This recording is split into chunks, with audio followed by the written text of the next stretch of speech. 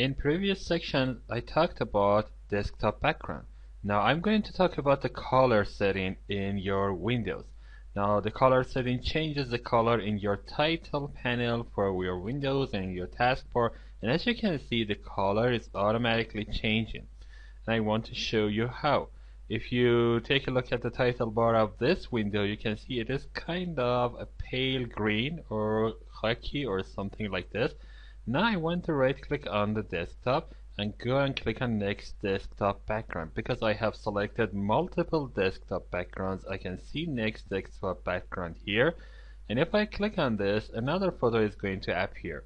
Now if I take a look at here, you can see that it is kind of a light brown. That's because this is the dominating color of the background. You know, when you are setting your color to be automatic, it is going to change to the dominating color of your background photo. So let me change it again, and now you can see that it is changing. Let me go to another desktop background. Now it should be kind of green. Now you can see that it is kind of green. That's because this is the dominating color of the background that I have selected. So let me click on this color setting and see how it changes. Now this is telling me that you can have multiple colors automatically based on the dominating color of your background. But if you want to set your title bar and taskbar color to one of these, you can just do that. For example, I always want to have these colors as blue. I click on this blue, and now you can see that it is always going to be blue no matter what the background is. I want it to be, for example, ochre. Change it to ochre. I want it to be, for example, magenta. It is going to be magenta. So when you select one of these colors, you have some more settings here. For example, color intensity. You can make it 100% magenta, or you can make it a little less. This way you are changing the intensity of your color. And if I click on this show color mixer, I can see hue, saturation, and brightness, and I can set my own custom color. None of these colors are, my color. I can just go and, for example, select the hue and go to find the color that matches my preference, and I can make it more dense or less. Okay, this is changing the saturation, and I can increase or decrease the brightness of this color that I have selected. And at last I can go and click on save changes, and this is the color that is going to be there permanently. Now I don't want to have this. I want to have automatic color. That's because I love it. I love to have changing colors in my Windows. So I click on save changes, and everything is going to be saved here. What about the sounds? Whenever I click, I open a window, I receive an error message, I can hear some sounds, and where you are going to change them, that's here. I can click on sounds, and this window opens. That is a kind of an old window that you can remember it from Windows 98, and these are the sounds that you can hear. Just click on one of them and click on test. You can hear the sound, and if you do not like this sound, you can change it. For example, let me find the sound that is played when you see an error message, an error dialog box, or a sound that opens when you, that's it. For example, this blocked pop-up. If a blocked pop-up appears, you can hear this sound.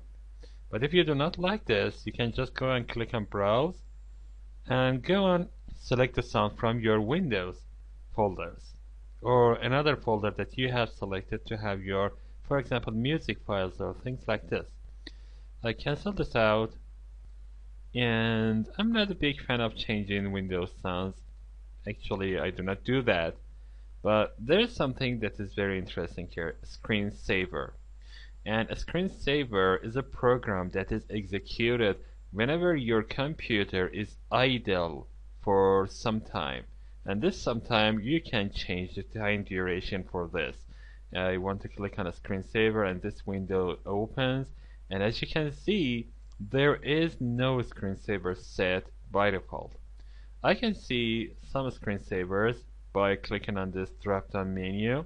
Some of them are old. You can install your own screensavers that you have downloaded or bought from internet or other software repositories. But just make sure that you are downloading screensavers from trusted websites.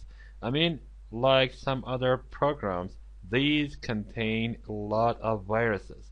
So you should make sure that the screensaver that you are downloading is a screensaver that contains no virus. So you should download it from a trusted website. Now, if I want to check these screensavers to select them, I can just click on this preview button. For example, I want to go to 3D Text.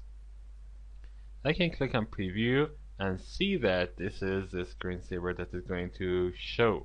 So let me go back and click on setting. You can see that I have typed my own name here. You can type your own name. For example, your name is John Smith. You can type John Smith and click on OK and click on preview. You can see that your name is going to spin here and show. And how long does it take to start this screensaver? If you do not touch your keyboard, your mouse, or anything else on your computer, it is going to be about 1 minute. Or here you can see that I have set it to 10 minutes. You can set it to your preference. For example, I do not touch my computer for 5 minutes and it is going to start this screensaver. I can have different type of screensavers. Some of them have their settings. For example, this is blank. If I click on setting, you can see that this does not have any setting to set. I can select, for example, Mystify, and I can click on setting again. Mystify does not have any option, but if I click on preview, you can see that Mystify shows me some kinds of rainbow like lines that come and go. That's beautiful. That's really beautiful. And some other screensavers that are here. Again, I do not like to have any screensaver, and I click on none. One thing that I want to mention here is power setting. And you can reach power setting from here, or from control panel, or from right clicking on your start button. By right clicking on your start button, a very nice shortcut menu opens. And again, power options is here. You can click on that and go and check your power options. I'm going to talk about power options later in my course. So let me cancel this out. I don't want to set any screensaver, and this is the personalization you need to do for your desktop. In next section, I want to go for start menu and show how you can personalize your start menu. So stay with me.